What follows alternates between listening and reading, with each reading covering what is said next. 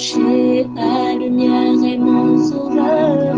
Je ne crains rien. Il est mon rempart et mon ferme soutien. De qui pourrais-je avoir peur? Shalom.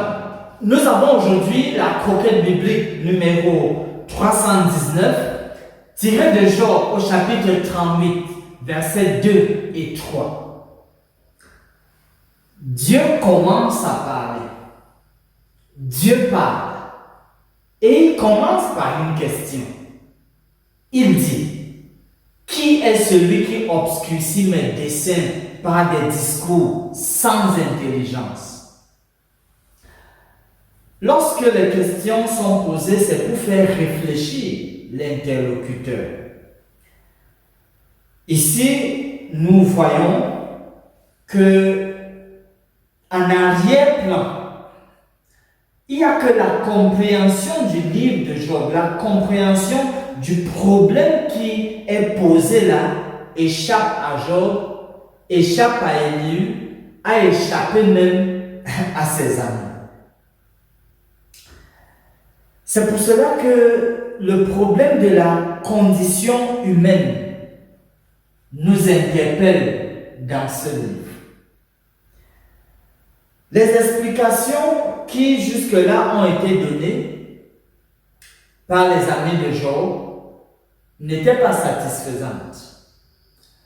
Lorsque, par exemple, quelqu'un est appelé au tribunal, il dit un certain nombre de choses, mais on trouve que ce n'est pas convaincant. Alors, le juge, à un moment, peut dire, voilà, ce discours était sans intelligence.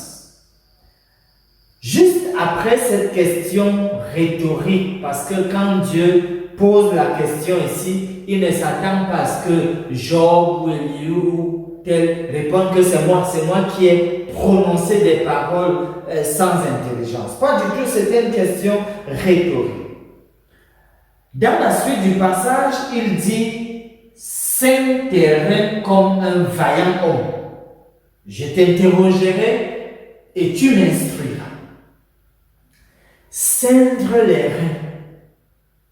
Cela renvoie à l'ancien mode vestimentaire à l'époque. Et l'idée, en fait, c'était donc de pouvoir dire, voilà, fortifie-toi afin d'être le plus vigoureux possible, prépare-toi pour le plus grand effort possible. Quand on ceint les reins, c'est que ce qui s'annonce là va demander d'avoir les pieds sur terre. Ceint tes reins. Ainsi, une telle personne doit ceindre les reins pour écouter la réponse de Dieu. Et j'ai envie de dire que vous et moi, chers amis, nous devons aussi ceindre nos reins.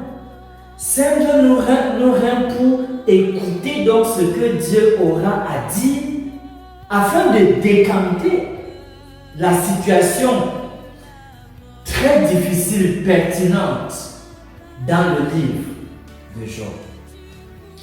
Et dans ce sens, j'ai envie de vous encourager déjà à lire le reste du chapitre à partir de celui-ci, 38, 39, 40, 41, 42, et relire encore. Parce que les commentaires que le Seigneur va nous inspirer sous l'angle des soins spirituels, ça va énormément vous apporter un plus, croyez-moi. Vous ne serez pas déçus. Pour cette raison, comme promesse dans Apocalypse au chapitre 1, verset 3, il est dit « Heureux celui qui lit et ceux qui entendent les paroles de la prophétie et qui gardent les choses qui y sont écrites car le temps est proche. » C'est bien pour vous de lire. C'est bien pour vous de garder certains de ces points. Parce qu'on ne sait pas ce qui arrive demain. C'est bien surtout de garder et de mettre en application les paroles, les recommandations du Seigneur. Finissons par ce mot de prière. Adonai, notre Seigneur bien-aimé, nous te donnons gloire, honneur et adoration.